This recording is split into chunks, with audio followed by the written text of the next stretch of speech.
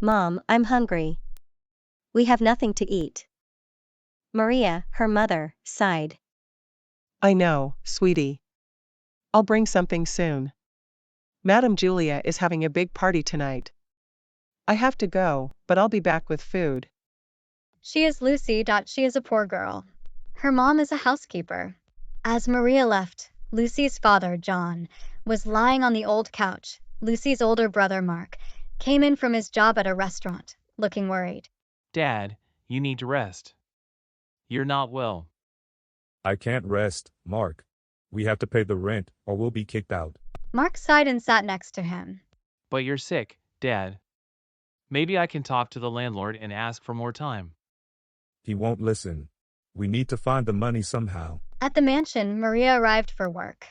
The house was buzzing with party preparations. Everything must be perfect for tonight.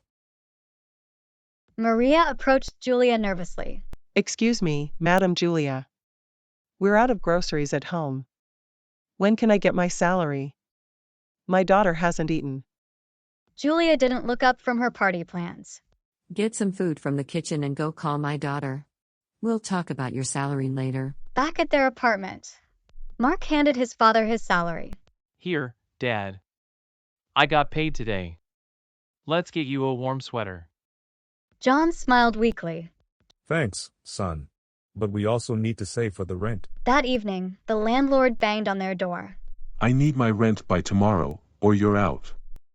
Mark opened the door and pleaded. Please, sir. My dad is sick. Can you give us a few more days? The landlord shook his head. I've heard enough excuses. You have until tomorrow. At the mansion, the party was in full swing. Julia's daughter, Sophie, frowned at her plate. Mom, this food isn't good enough. Julia snapped her fingers at a tired waiter. How dare you serve this to my daughter? Fix it now. The waiter, Paul, got embarrassed. I'm sorry, madam. I'll take care of it.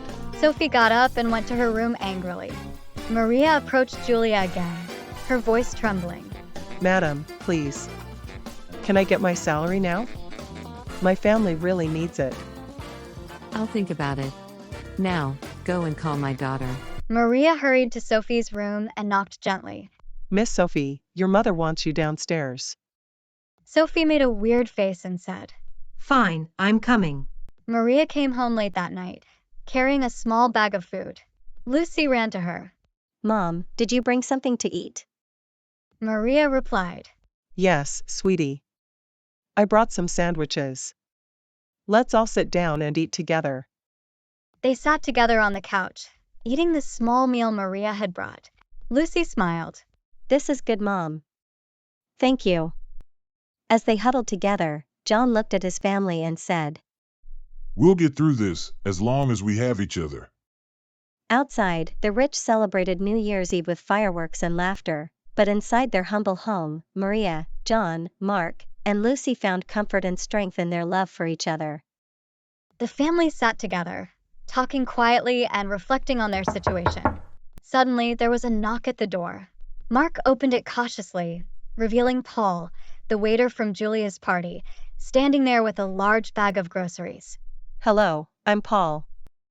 I work for Madame Julia. She sent these for you. Paul explained, handing over the bag to Mark. Mark looked at Paul in surprise. Madame Julia sent this? Paul nodded. Yes, she felt bad about earlier and wanted to help. There's also a note inside. Mark brought the bag to Maria, who reached inside and found a small envelope. She opened it and read aloud. Dear Maria, I'm sorry for not listening to you earlier. I realized that I should be more considerate of your situation. Please accept these groceries as a small token of my appreciation for your hard work. I will make sure you receive your salary tomorrow. Sincerely, Julia. Maria's eyes filled with tears of gratitude. Thank you, Paul. And please thank Madame Julia for us. She said, even though Paul was no longer there. That night, they slept with full stomachs and lighter hearts.